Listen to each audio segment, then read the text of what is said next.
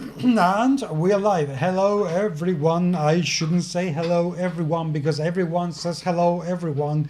Welcome to the GMS Good Magazine. morning, good afternoon, good evening, and good night. Oh my God! Please don't. Actually, give me a second. Am I using the right audio gear? I don't know. I don't. I can hear you just fine. Yeah, no, I am using the right audio gear. I didn't have to reconfigure this. This is amazing. Hello, everyone. Again, I've said it. Well, it does come naturally to me. I am Paco Garcia. Welcome to this podcast, vidcast. If you're watching on live on YouTube or not live on YouTube, this is all about board games, role-playing games, and the people who make them. And of course, the people Looks who like play we're them. So, online. All the audio is working. yeah, good, good, good, good. We like no glitches. Well, yeah, we like no glitches. Yeah. It doesn't How have, are you? We were just having a conversation about real estate, but that's not gaming related. No, it is not, but it's still quite interesting because I would love to see more people come to live to Spain so I can have more geek friends here. It would be amazing. And quite I have frankly, to get my wife to even move. Period. well, no, but Which- the thing is, you live in a civilized country, but considering how many people I know in the US, most of them should start to consider coming to live to Spain seriously because that country is some serious shit. I told Nicole when I visited Europe, Mhm. I realized oh, I was born in the wrong country because like I said, when I went to the UK and I went to London. London's nice, but it's London. I Yeah. don't feel it's like going to Disneyland. I'm in London. It's not a place you stay. I'm amazed how do people live in London? I know people live in London, but how do you live in London? And then we took a train to Edinburgh, Ooh. and my mom's it was just me, mom and me. This is before I met my wife. Or met the woman that would become my wife. I was like, "Hey, wow, you got a ring on already." But it was way before that. This is actually before I would actually meet a girl and go out with her in Edinburgh. So it allowed me to go back to Edinburgh for a short time. But I went up there. My mom's ankle was out, so she sat and I said, "I'm going to go walk around Edinburgh." And I just walked, and I realized I'm probably going to get lost. You cannot get lost in Edinburgh.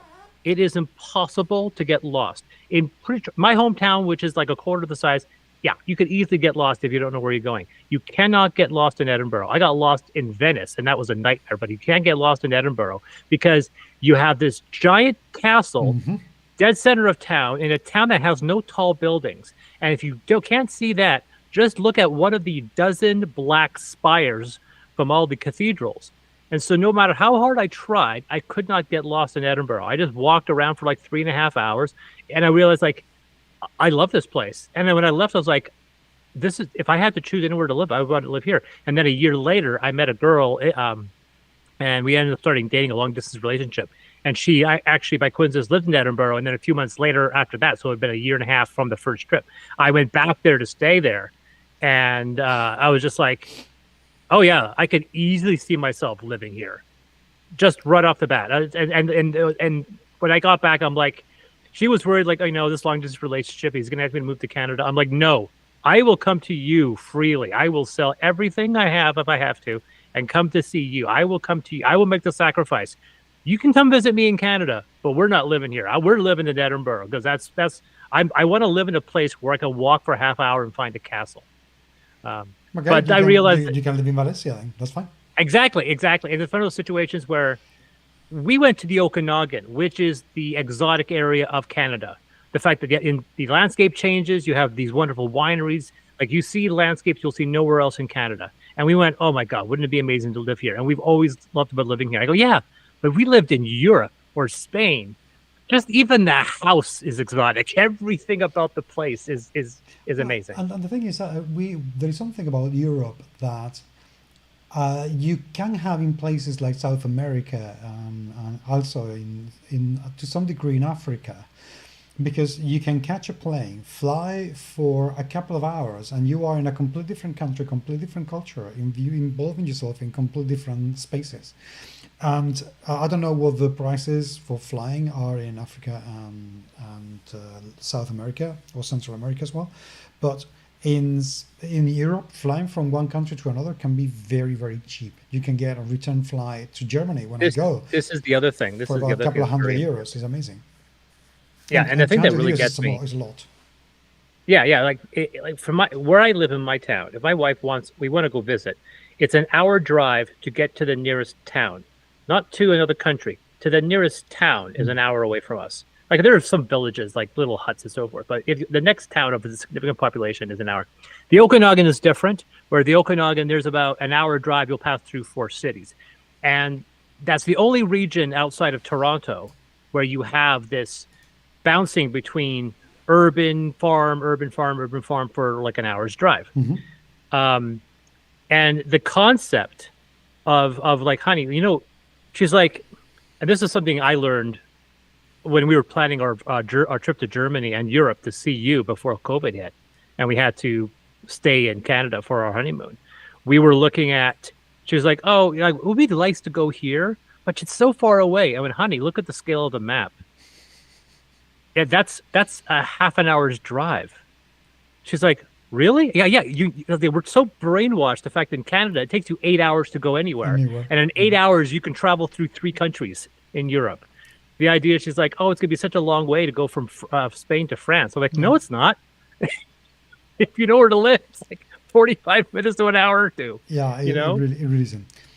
Okay, well, let's get started with the gaming podcast, because we've been 5 minutes talking about our lives and our things and people coming to everyone sound in the comments. I don't like passive watchers. Everyone, if you're watching, say hello in the comments. Let's see who you are. Yes, please. And you know, I think next week I'm going to do a giveaway for the people who come to chat, and we're going to advertise that during this week.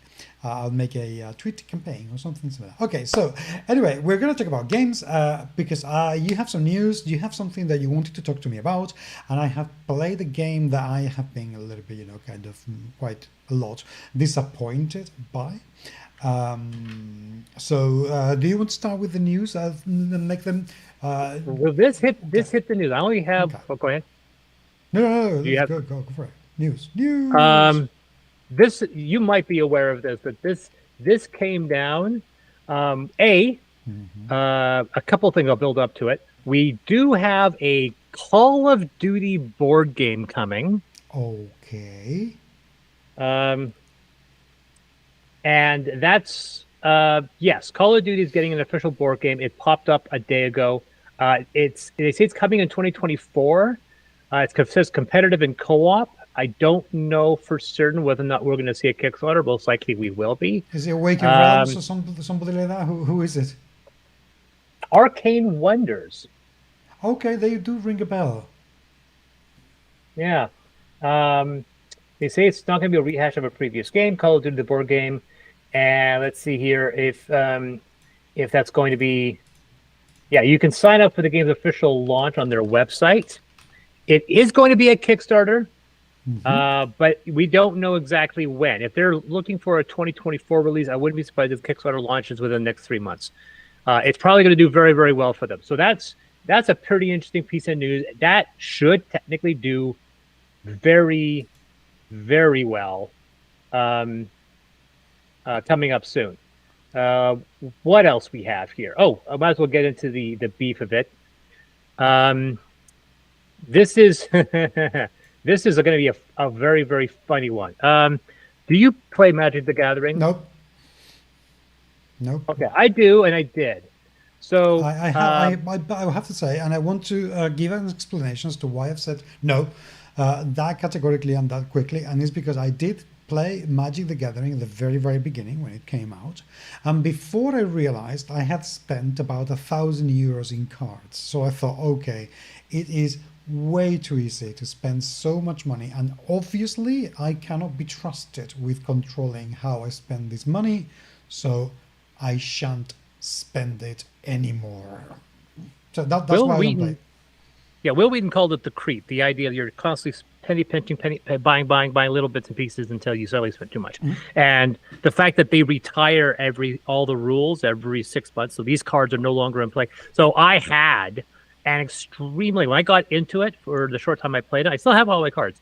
I just did my research, and instead of buying boosters and saying, and figuring out what my strategy is and spending a lot of money, I went on to Magic Online, which is not the not the new whiz bang one, but the original one where you would have virtual cards that you would buy. Well, the entire industry is basically replicated virtually. So rare cards would cost money. You have to buy all the cards.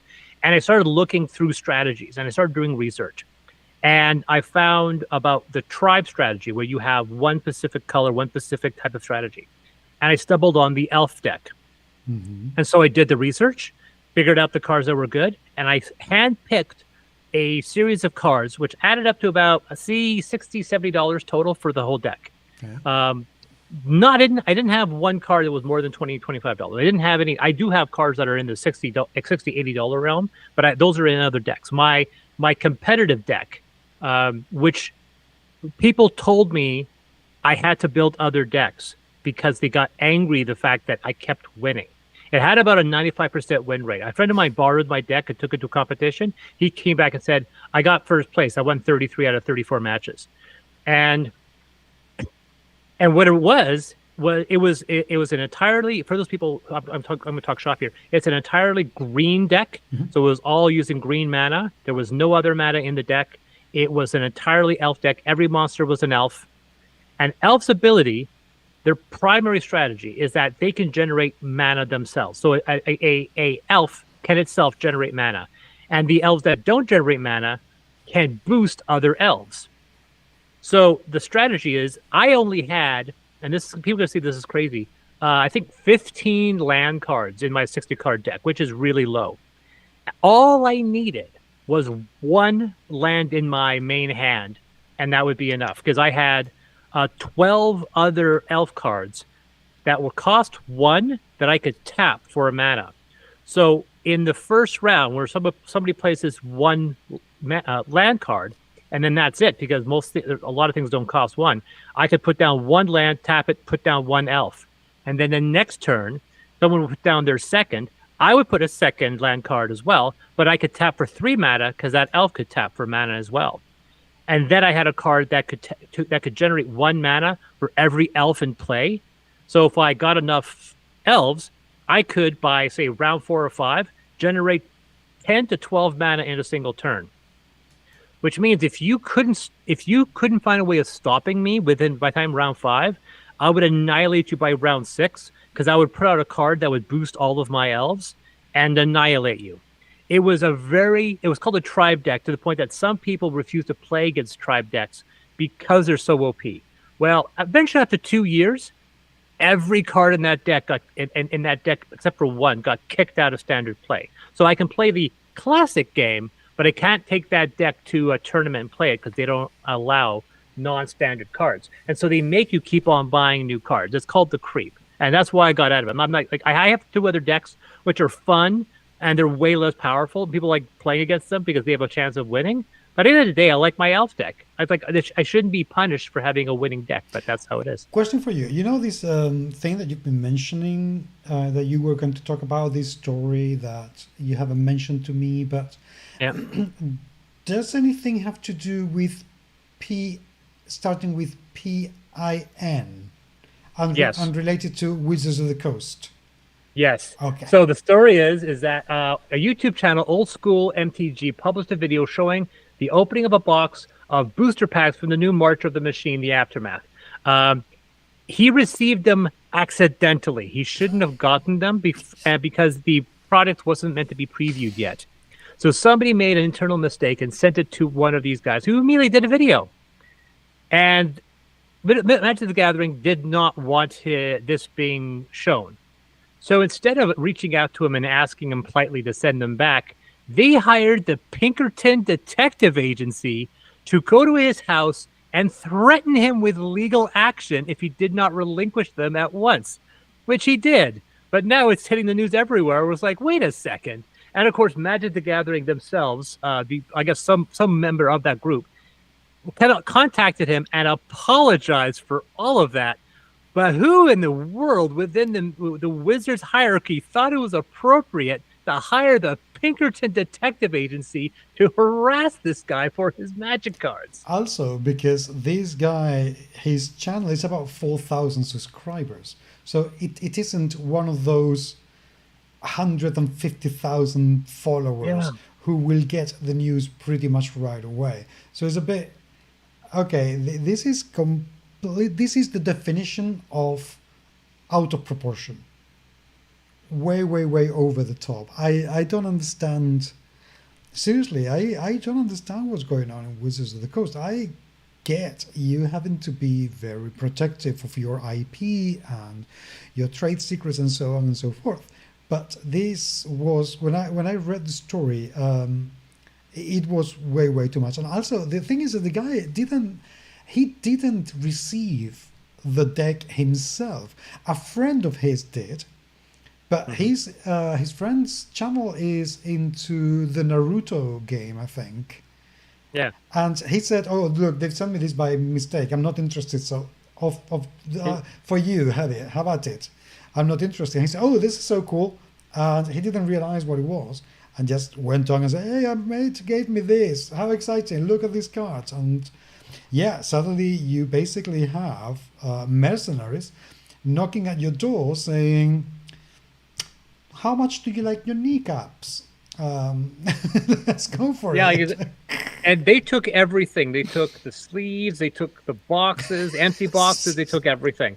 Now, in a side thing, this guy's channel has doubled in viewership in the span of a week because it's the Streisand effect. The more you try to suppress something, the more people will pay attention. So now everybody knows about this. Everybody knows about this guy's channel, and he got double the viewer. He got way more attention than he would normally. And somebody in Wizards, somebody needs to walk to the person who did this and said, "Are you on glue? Like, why did you do this?" And there's probably somebody defending it, going, "That's our policy," and they say that. Well, to send mercenaries up to the people that you accidentally gift with some trade secrets without any kind of embargo note, because I do receive an awful lot of press releases ahead of the release date, and all of them, and it's just a press release, and I am incredibly careful not to talk about these sort of things when they arrive, but all of them come with this information is embargoed until such date. So we know that we're not meant to talk about it before that, but we can prepare the news, we can prepare the tweets or whatever it is that we want to, or we can call people. Embargoes, companies take embargoes very seriously. Yeah. I was working a superstore when another superstore broke the embargo for the latest Harry Potter novel. They released it a day early, not realizing that it had an embargo date, and then the company got fined $100,000 for breaking the embargo by a day. In a happier news, like I said, Wizards has reached out to him. They have apologized. The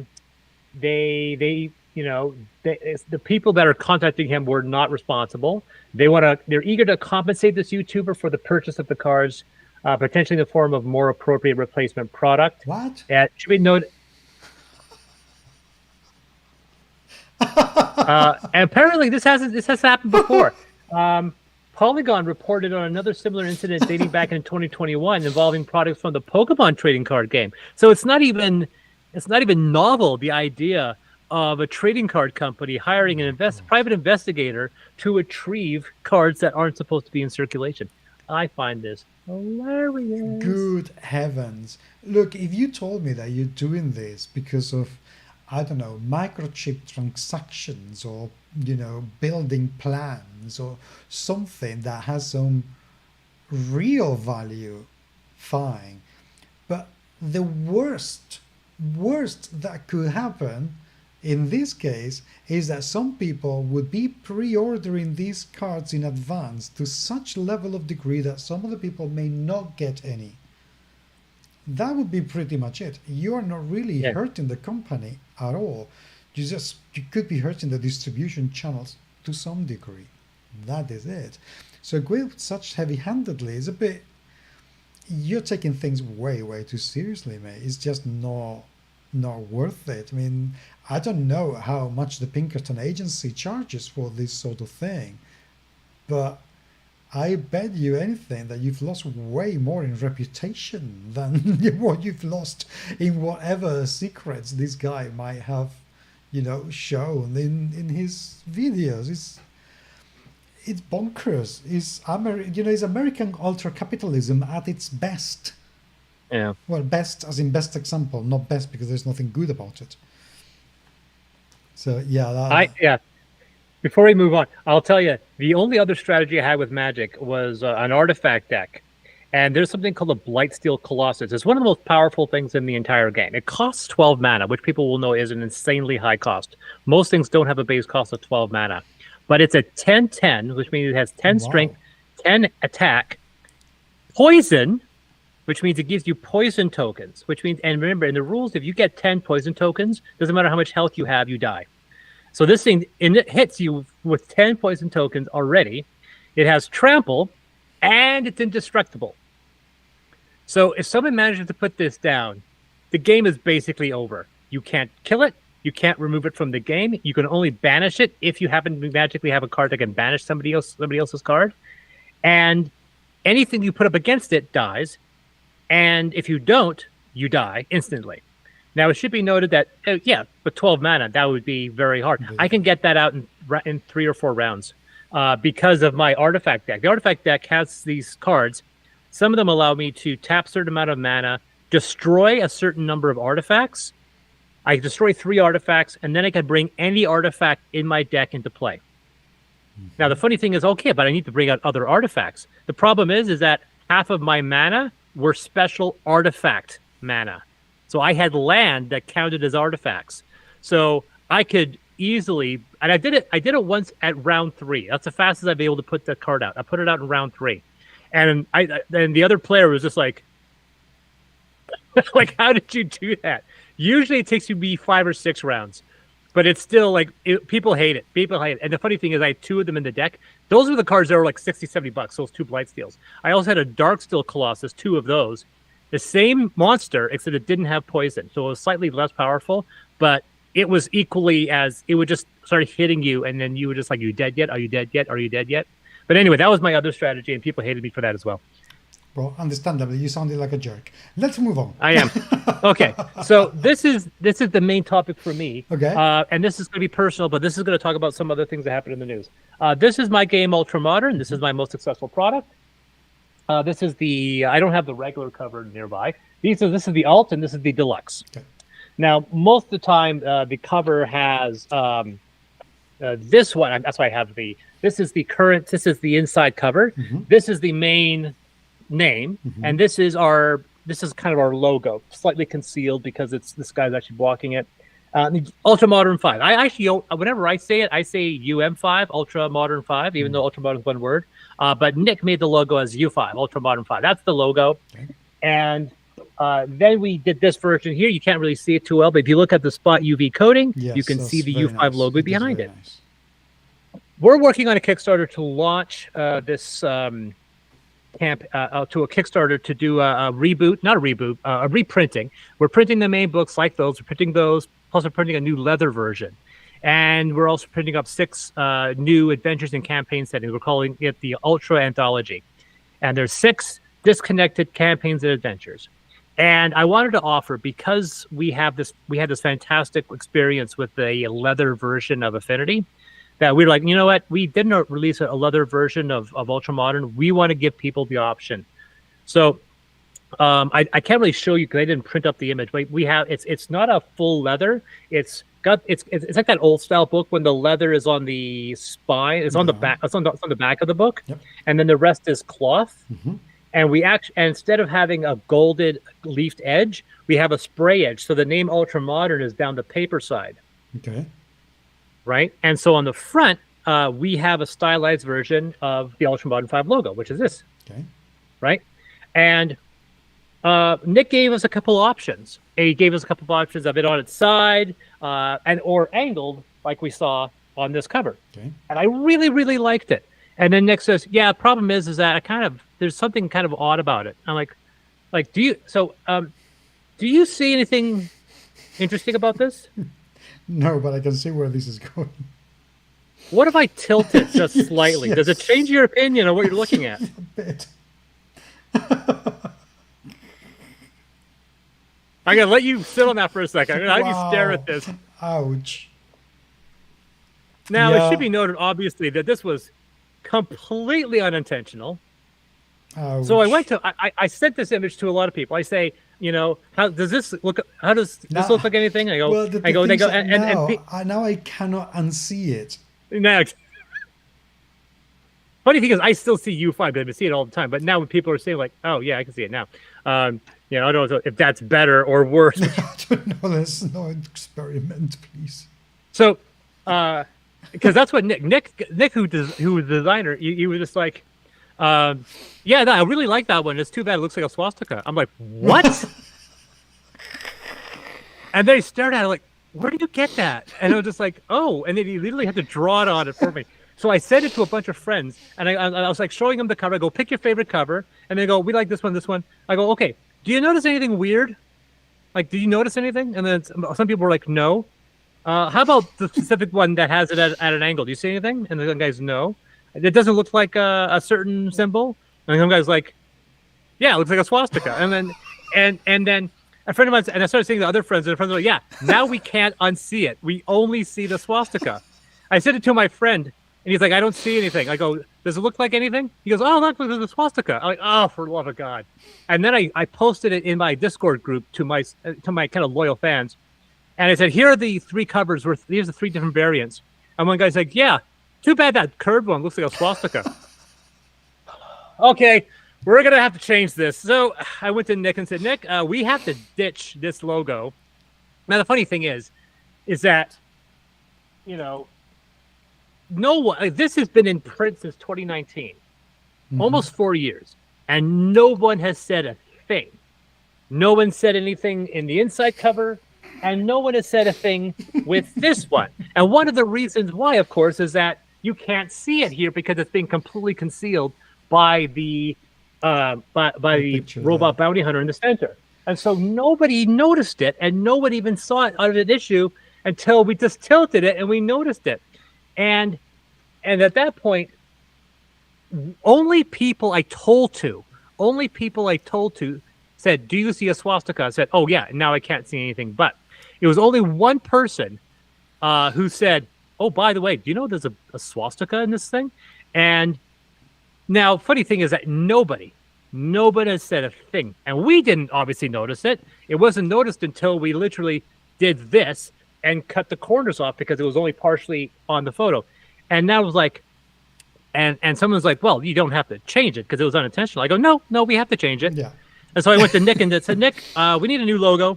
So we have a new logo, and now it's UM5, and the 5's got a circle around it. No swastika imagery whatsoever. There's absolutely nothing, no Nazi symbolism. And the funny thing is, if it was the other side, like if these things were bent the other way, like it was going the opposite direction, we could say, yeah, that's the kanji. That's the famous Buddha symbol. I've been in Hong Kong, and there's a big Buddha. It's one of the biggest statues in the world. And there is what looks to be a swastika dead center of the Buddha. But it's not. It's the Buddha symbol of the kanji. And if anyone knows the difference between a kanji and a Buddha, between the kanji Buddha and a swastika, the kanji, the cross is bent the other way. But nobody is going to spot that. If they see a bent cross, they're going to assume it's a swastika and not realize, oh no, this is a kanji because it's bent the other way. So funny thing is that I don't know about the mirror, but I'll tell you that if you see this thing without any form of mirror, you can see it once it gets pointed out to you. So we are changing the logo. We already have our new cover variant. We are still printing this because, once again, you can't see it, and because this has already been designed. We probably won't be offering the alternate book anymore, even though, once again, nobody in 4 years has spotted this. It was only until we put it on its side. Give me 1 minute. But the new... Give me a second, because tomato, or tomato, depending where you're in the world, he mentions, by the way, do you see a swastika in the NATO sign? I have to see that now. Because I've just looked at it, and all I can see is no, I don't. Is it the flag of NATO? What sign do you mean exactly? Yeah, because I'm looking at the NATO star. Yeah. And where is the swastika? I'm trying to think about it, but I cannot really. Well, to answer your question, yeah, the swastika, remember, for the people who want to know, the kanji and the swastika, the idea of the bent cross is about 1,000 years old or more. It dates, like I said, the reverse cross, the kanji, has been in Buddhist symbolism and in iconography for decades, for a very long time. And people don't realize that the swastika was a very popular symbol because of what it represented in the 1800s and 1900s. In fact, before the Nazis adopted that symbol, you can find American advertisements with the swastika. There's a very famous one, which is Coca-Cola. It was a Coca-Cola symbol, and there was a swastika in there because it was from 1920 or something. So yeah, I mean, yeah, there is tons of references of the swastika, but unfortunately, you could defend the use of the kanji and the history of the crooked cross and saying it was only temporarily used by this empire for 6 years, and they go, yeah, unfortunately they have destroyed it for the rest of history. Yes, I don't think there's a way back. That's just the way it is. Yeah, I don't think there's a way back. There's no way back. No. Maybe in 1,000 years, once history has been erased and people look at it and go, you remember that one time for about a century you couldn't use the swastika? Yeah, it's a good thing Germany doesn't exist in this fictional future of 10,000 years. But for the length of my lifetime, the lifetime of my children, their children's children, this is going to be the Nazi symbol. Yeah. So we have gone in and we have changed the logo, and if one of the stretch goals is going to be a rebuild of the inside of this book, and if we do that, that logo inside here. Once again, like I said, you don't see the swap. Nobody really sees it there. No. And now people are like, but unfortunately, it's still something. Now, once again, for the people the reason why I'm bringing up this topic is that we're the ones who spotted it. Nobody outside spotted it. No one said, "Hey, by the way, your Ultramodern logo looks like a swastika." We found that internally, and the conversation was, if we're the only person who sees it, and nobody outside has talked about it in 4 years. Why should we bother? And the answer to that question is, and I'll answer the question, if you can spot it and no one else has, somebody will. And if somebody says, hey, that looks like a swastika, you can't say you didn't see it because you'd be lying. You did see it, and then you made the active decision to ignore it because you thought it was minor. Now, there is an argument to be made if one person is seeing a symbol that literally nobody else sees and is not the intention of somebody. And you can, because like I said, people find Jesus, the face of Jesus in a Cheeto puff. Mm-hmm. Somebody sold a gummy bear because it looked like Jesus Christ, and they sold it for X amount of money. And we see shapes in clouds. So when is it? When is the point where what somebody notices forces a company to react? Well, for me, is when you discover something that somebody else could use to harm others. So the point is, or yourself for the matter, the point is, maybe you could have said, nobody else is noticing this, so I'm not a huge company, I'm not selling tens of thousands of millions of books every year, I would love to, but I'm not, so I'm not going to do anything unless somebody mentions it. Now imagine for a second that those noticing it are actually Svas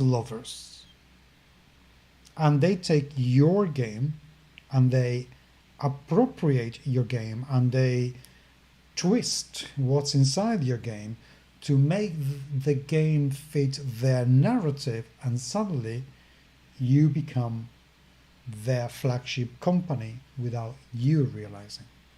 Like Pepe the Frog.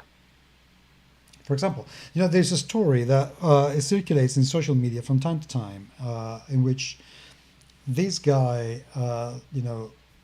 is at a bar and this kinghead comes in, sits down, and the guy behind the bar said, "Get out."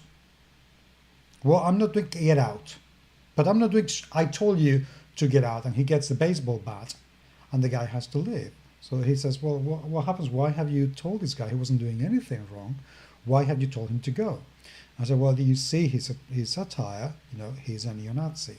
if you let him here because he is behaving, perfectly reasonable, he's polite, he's chatting, he's buying drinks, The then word passes around. he will come back with a friend, and they will be absolutely fine, and it will be normal, and then another friend, and then another friend, and before you realize, they are coming and going all the time. People are seeing them come in and out all the time, and they will start coming in numbers large enough that they will start scaring my clientele, and suddenly my place, my bar, will depend on them as the clientele, and they will use this place as a meeting point, and I don't want that.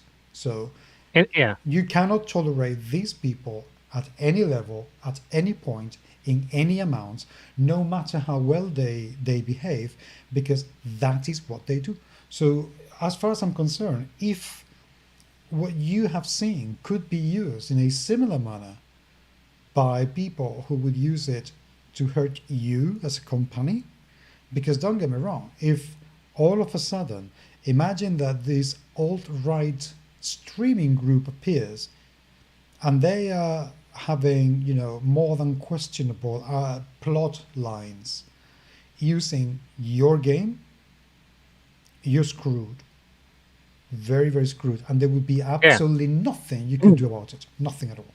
And this is kind of very important. And so even if you're the one spotting it and you decide and then you decide to get in front of it, somebody, the funny thing is that when you do that in today's climate, you will run the risk of somebody going after you because you're wilting. And I go, I'm not wilting to pressure.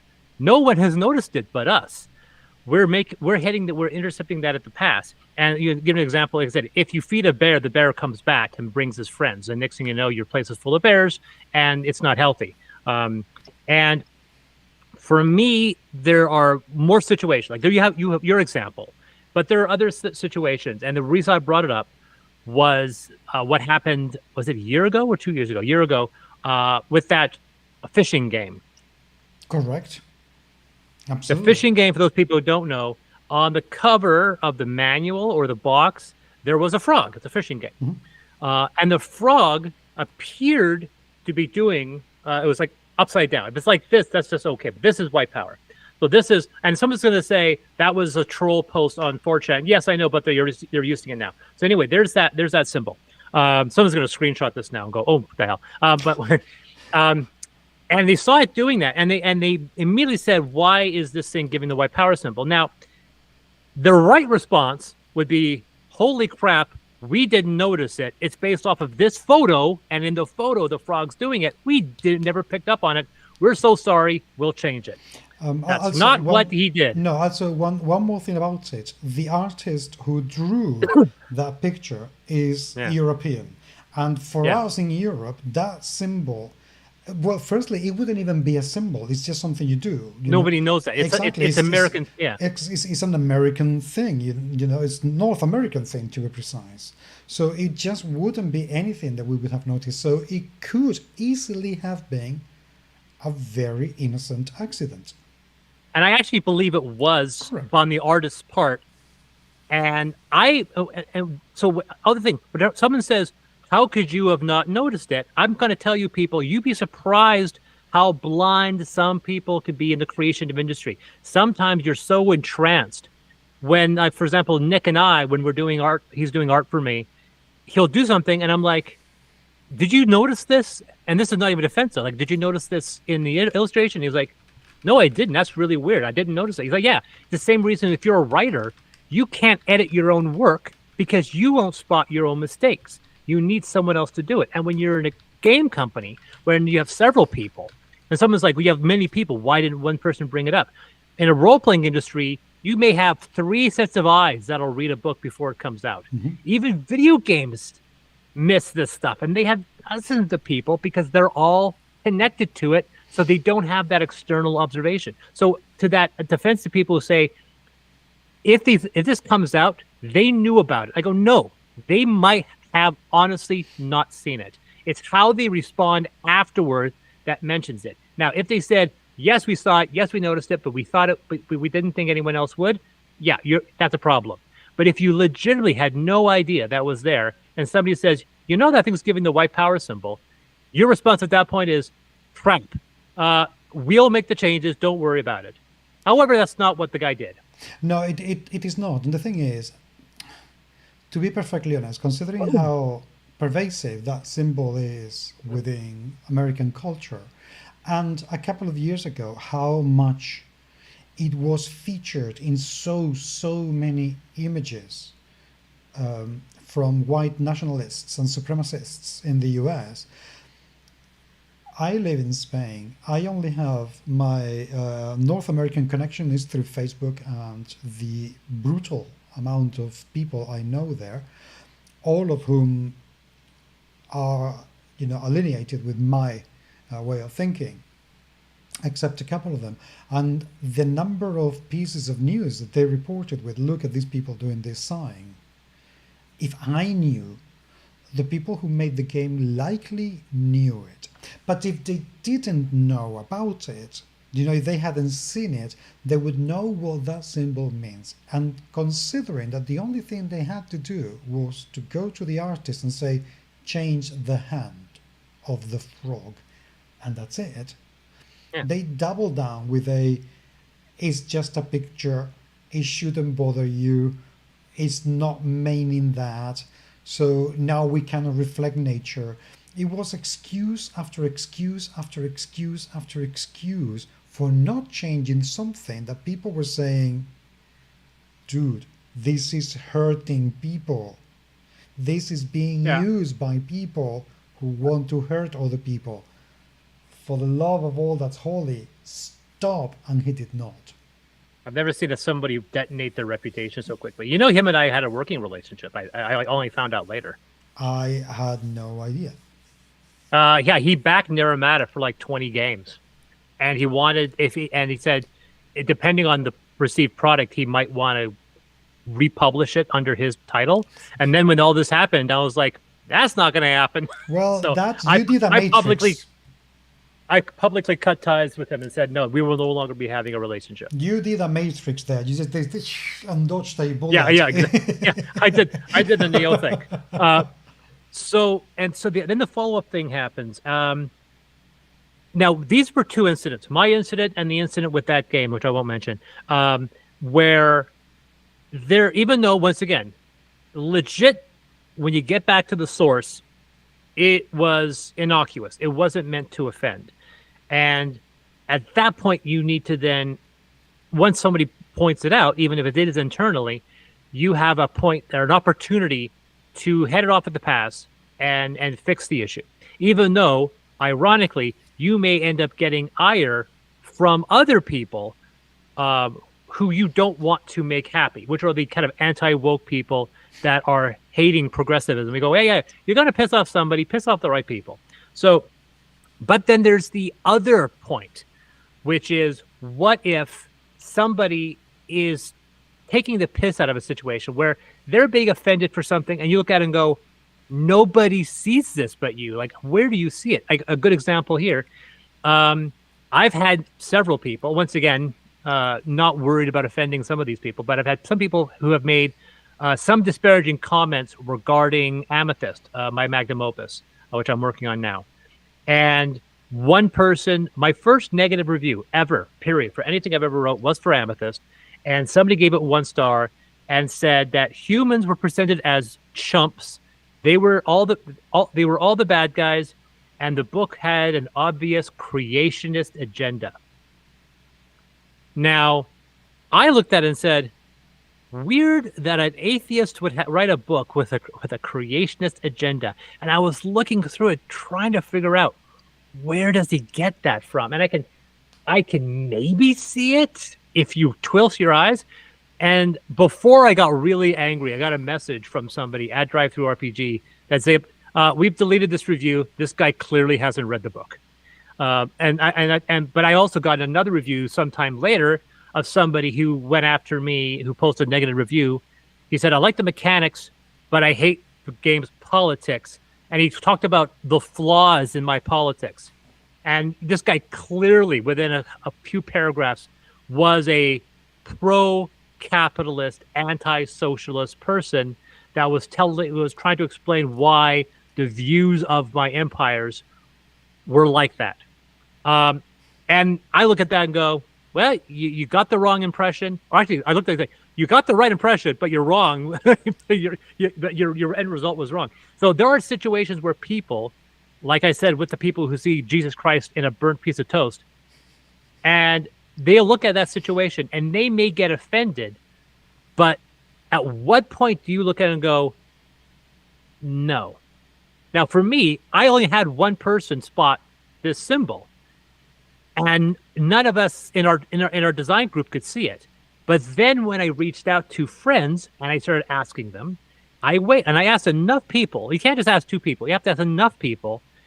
And if nobody sees it, if you keep on asking, do you see it? Do you see it? And nobody says they don't see it, then maybe it's isolated. Maybe this person's taking the piss. But at the moment you have corroboration and somebody picks up, and for me, it was when I mentioned, do you see it? And they went, oh yeah, I do see it. The only person that could not see this, no matter how many times I told them it was there, was my wife.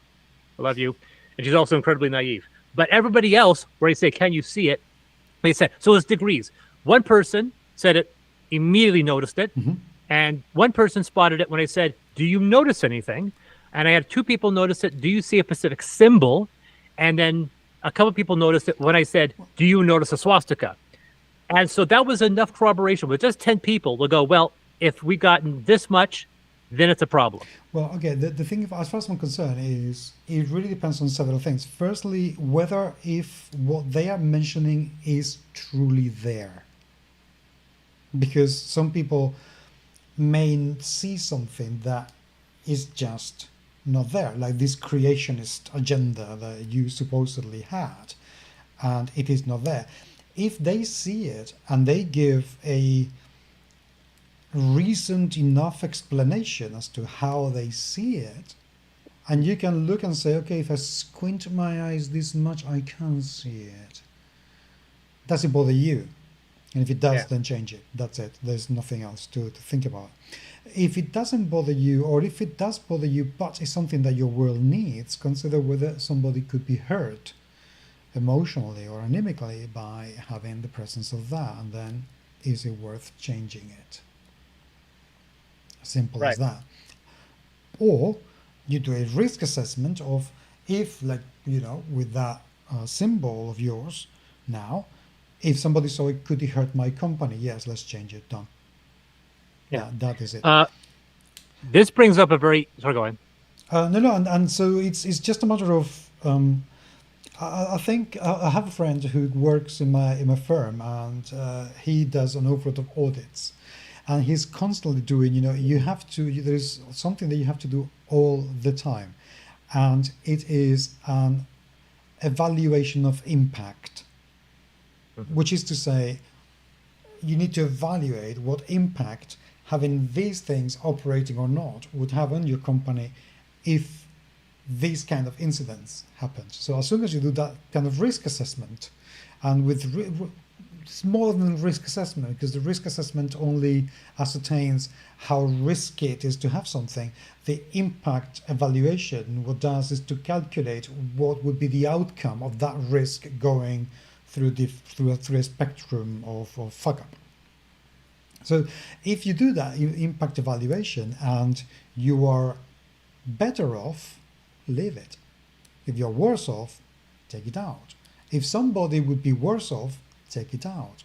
If that person who would be worse off is the right people, as in, bigots, then leave it there. So I don't think there is a one single answer. I think it's a matter of analyzing and then deciding what is the best outcome for you and your audience. Yeah. Have you heard of the Monster energy drink controversy? Yes, as in the M apparently is some sort of Hebrew symbol. So the story is, this whole went viral because of a conspiracy theorist, a very, very religious zealotry conspiracy theorist, had a video. Actually, somebody recorded it and posted it, ironically, that Monster energy drinks have satanic symbols, and the entire drink brand is satanic and basically displays the mark of the beast. There's the fact that there's a cross through the O, and apparently the 3 slashes, the slash itself, the M the M symbol looks like 3 claw marks, but they're not actually claw marks. It's actually if you split them into 3, each individual leg of the M is the Hebrew symbol for the number 6. That's what they're getting, and I can see it because it does have that little vertical. If it's like this, it looks like 6. And of course, if you have 3 vertical 6s, you have 666, the mark of the beast. And somebody just said, as a result, this is offensive because it's entirely satanic. And when you look at the fact that the people who designed the symbol was a death metal band, you probably think that someone's like, "Oh my God, is this satanic?" I believe 100% that was entirely intentional and was meant intentionally to troll people. They wanted to have that symbology within them, and they did not care if somebody picked it up and thought it was offensive, because in their opinion, that was the direction they wanted to go. They wanted to have that. But should they look at that and then change it because people are being offended that they have satanic imagery within the Monster Energy drink logo? No. Well, firstly, I think I recall watching a video on TikTok from a theologian that I follow very closely because he is absolutely fantastic. It's a guy called Dan McClelland. He used to be the chief translator of the Mormon Church, and he would do the translation of all ancient Hebrew, Greek, that sort of texts from 2,000 years ago. You know, the original Bible, he has translated it from ancient Hebrew and wherever. And he does an awful lot of videos debunking biblical myths. And I seem to recall he did one about this because he loves to take these kind of conspiracy videos. You know, you go onto TikTok and you see these kind of videos of, this is the proof that Jesus wasn't hung at the cross. And he will go like, okay, let's see it. And then the video goes with this really dramatic music behind. This is just something that we found in this place from 1,500 years ago. I said, well, look, no. Actually, we can read very clearly what's in these pages. And these pages say that they was written in 1500. So blah, blah, blah. So he debunks all these kind of myths. Well, the Bible is notorious for misinterpretation. People do it all the time. Exactly. So that's exactly what he does. And he has this absolutely incredible rhetoric that I wish I had for myself. He's a fantastic orator. And he does have one of the videos that debunks this 666 myths in the monster symbology. So it's not there. I think as far as I am concerned, the only diabolical thing about Monster is its taste, because I really don't like it. But other than that, it's complete bollocks, I don't think. But they are upsetting the right kind of people, so leave them there. I like it.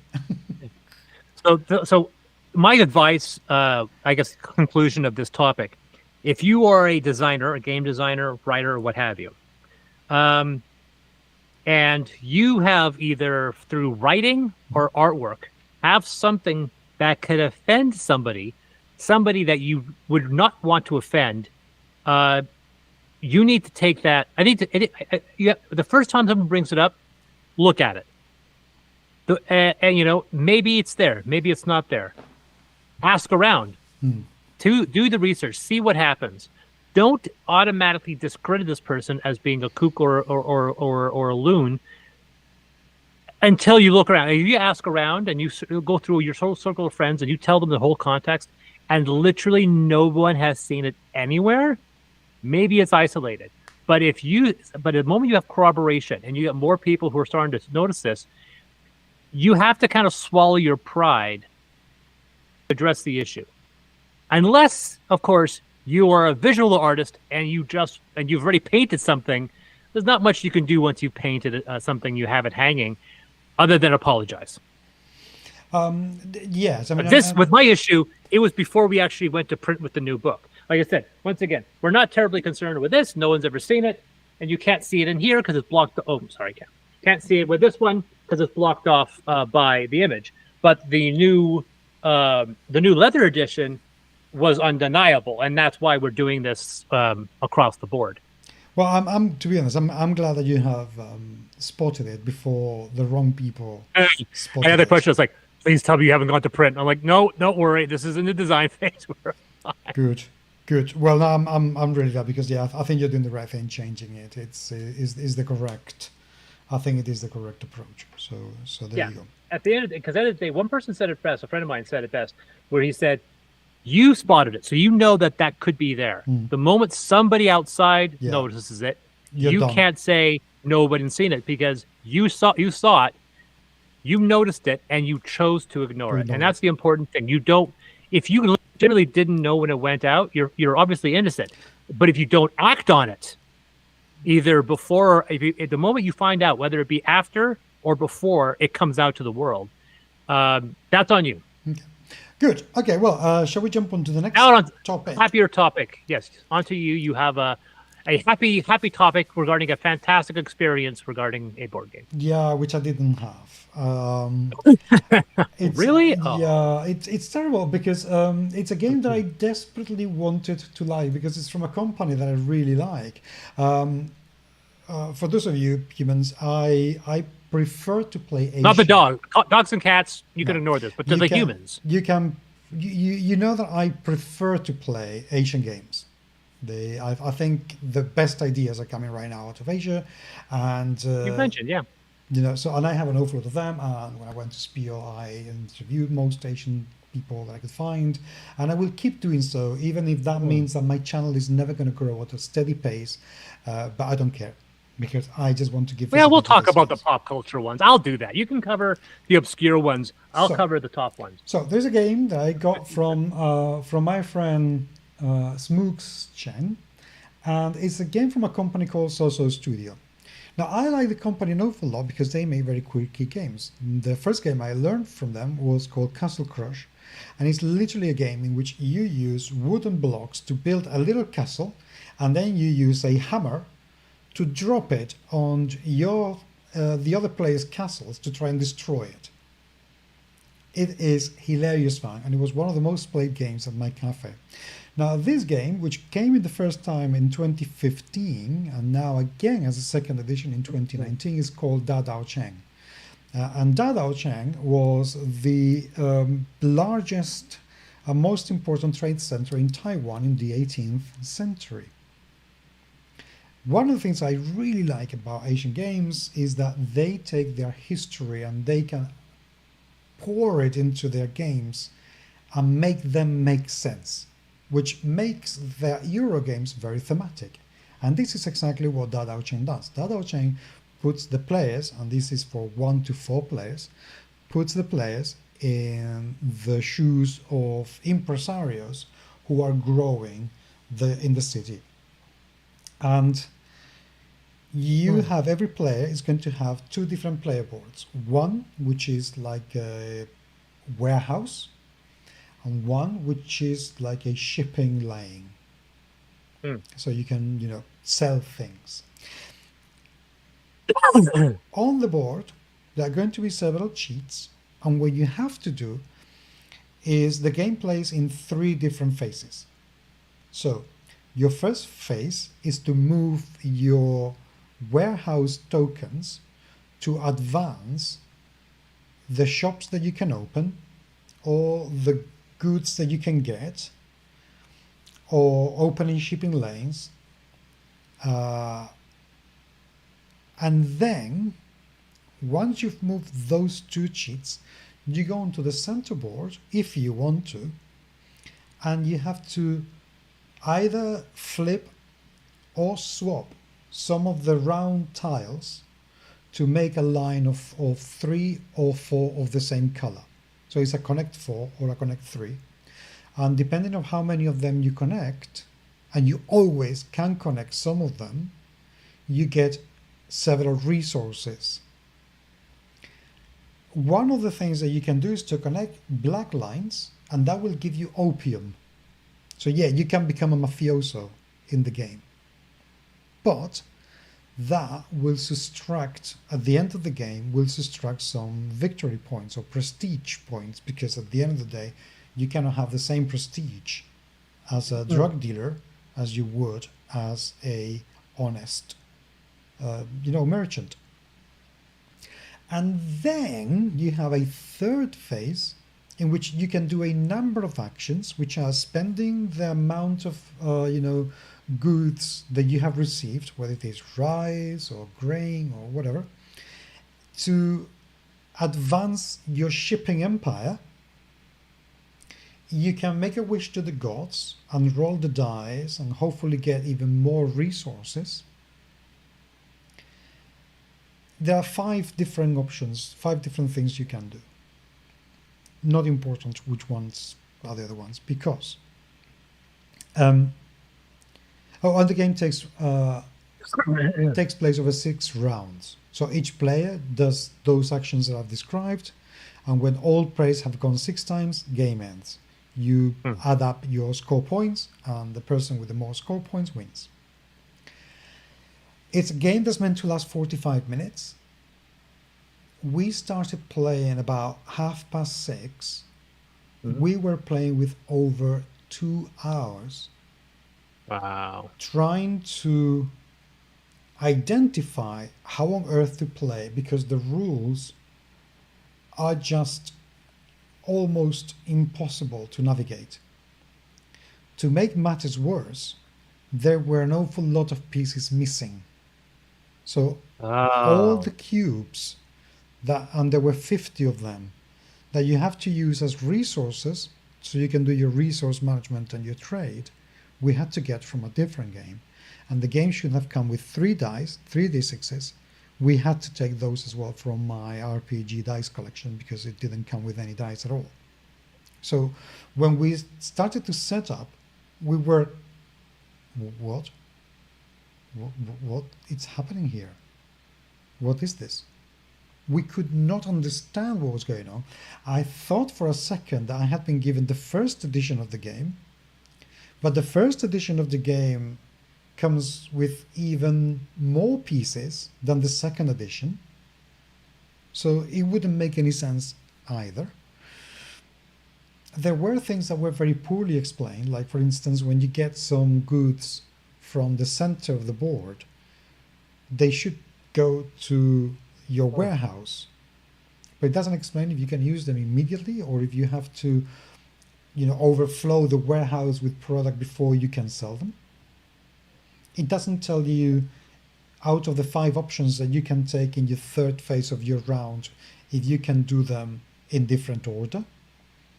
There is a deck of event cards, and this is the one thing that I really liked a lot, is an event card that every card comes with a date, and each date is a specific historical event that took place in the city of Taiwan. And each historical event gives you an advantage or a disadvantage. So for instance, if there is a Japanese occupation, then you have fewer resources because they are taking them away from you.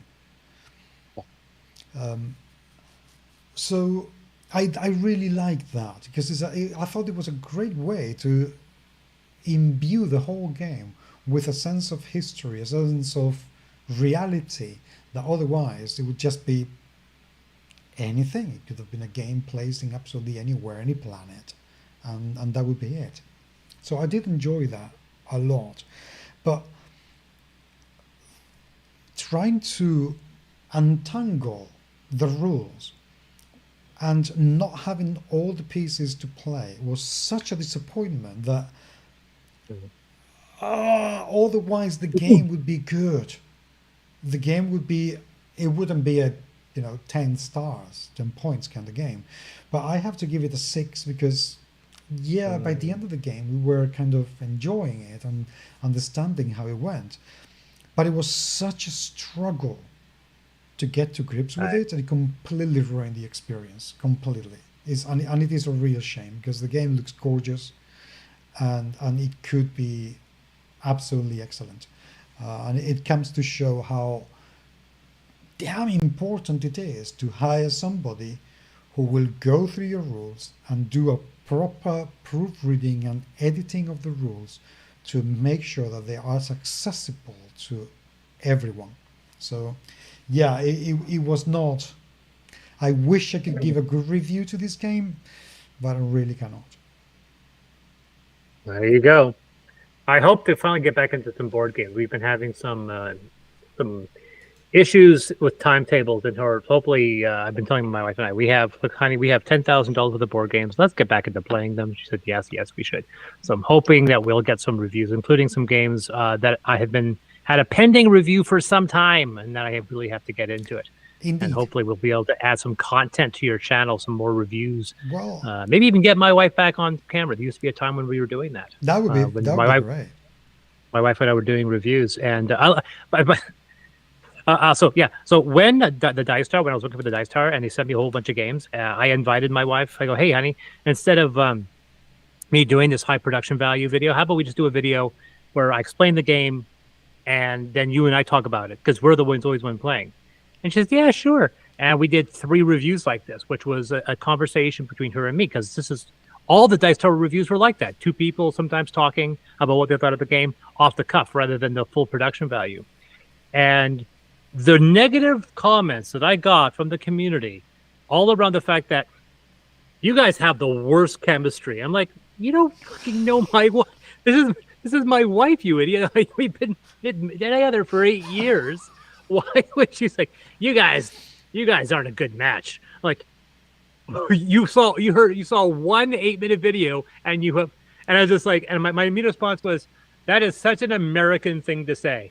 Only Americans love prejudging people on just visuals or on a quick cursory examination. Well, I thought for a second, I thought you were going to tell me, damn, I'm going to get a divorce lawyer now because this guy told me that me and my wife are not a good match.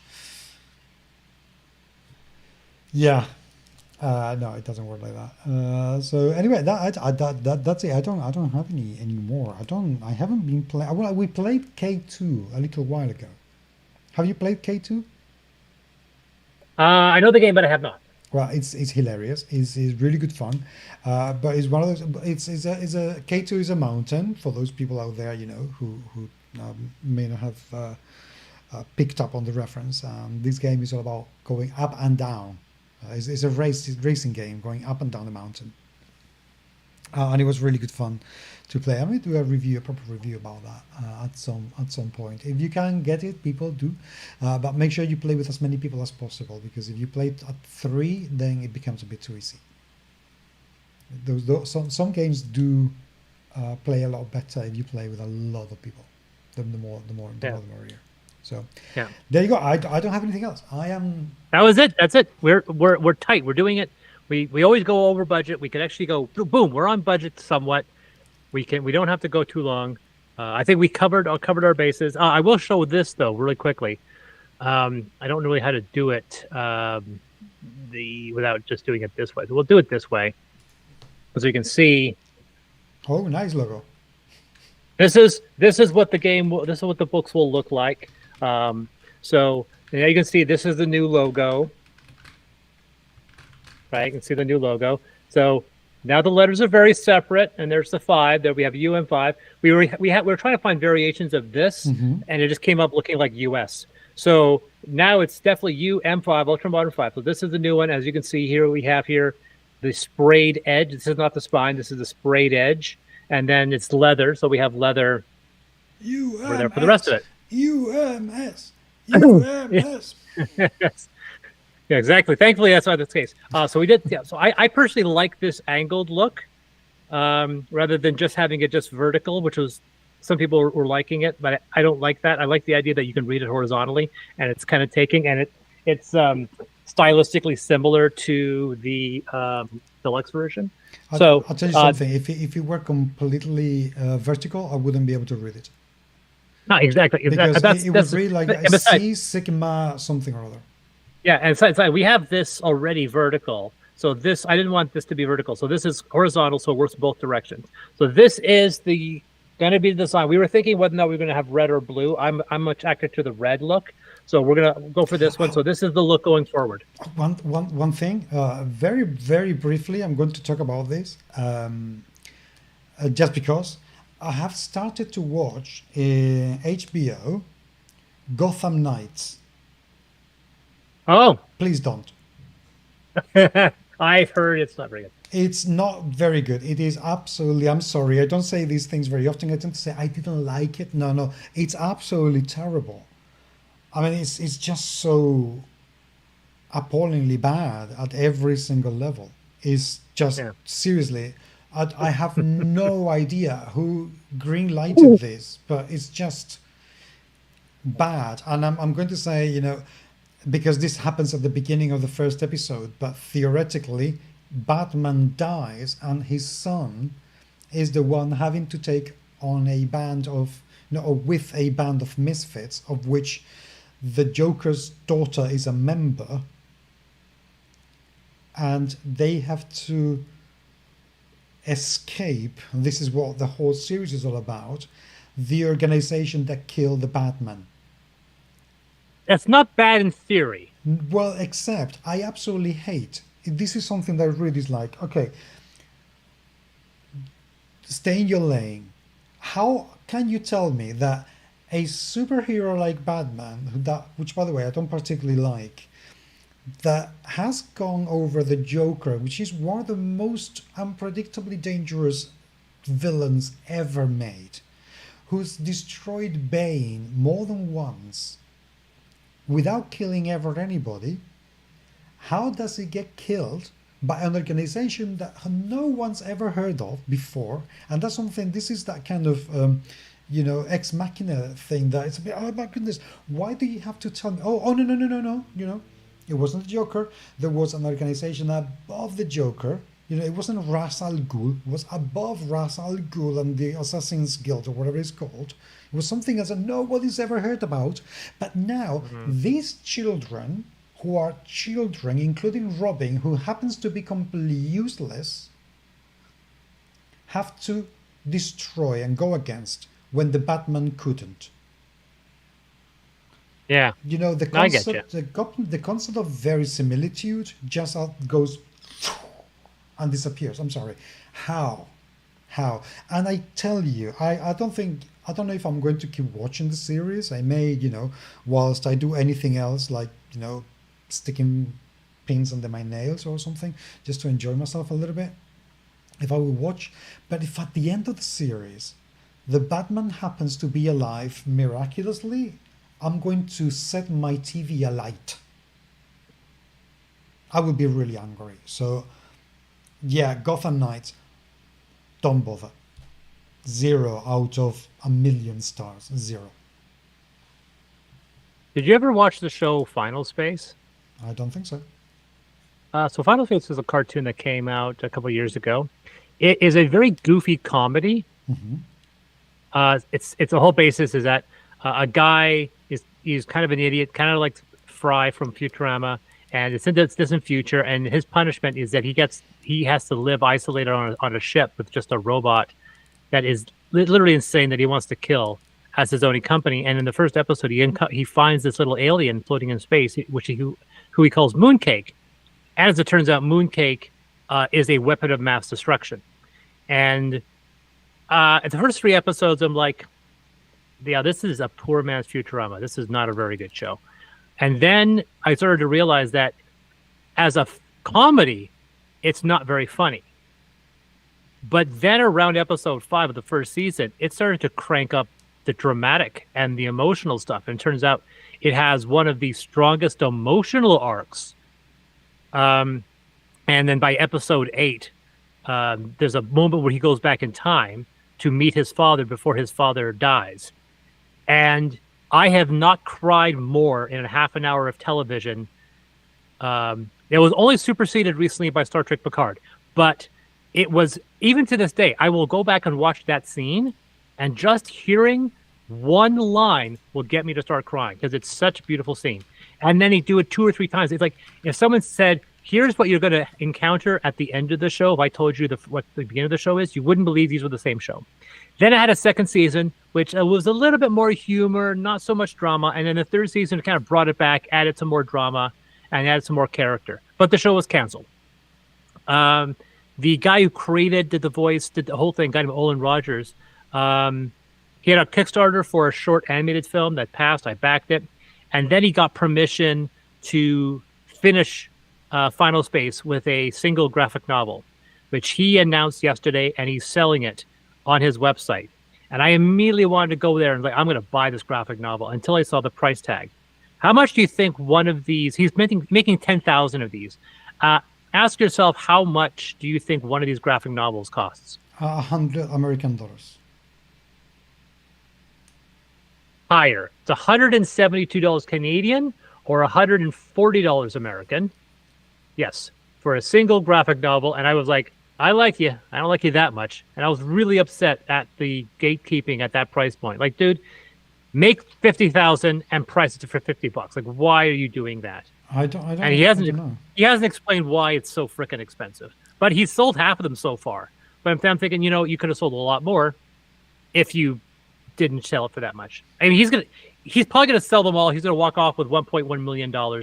So obviously he's saying he made the right choice, but I'm sure there's a lot of people that are just like, if it was like a $99, I might have justified it. But $172 Canadian, that's just insane. It is. It sounds way too much. So, okay, well. Anyway, that is it for us. Anyway, Gotham Knights, don't watch it. Thank you very much indeed, everyone, for being there. Thank you, Tomato, for being there tonight with us. It's really appreciated. And April Rains, you are absolutely wonderful. We're going to be doing this more often as we possibly can, being here at 9 o'clock. And next week, we're going to do a giveaway. I am going to give away at least one game, perhaps something else, but you have to be here to know what. Meanwhile, find me on Twitter. What I have to say, we have to talk about social networking, because I'm finding Twitter more and more unbearable and difficult to find myself motivated to go into. I already do. All the time. But find me on Twitter. I am at GMS Magazine. Email podcast at GMS Magazine. I'm trying to be better at answering emails. Watch out for some interviews that we're going to have very soon as well. And this is Chris from Deus Ex Machina. Find me at all places where Deus Ex Machina is sold. Good night. Good night.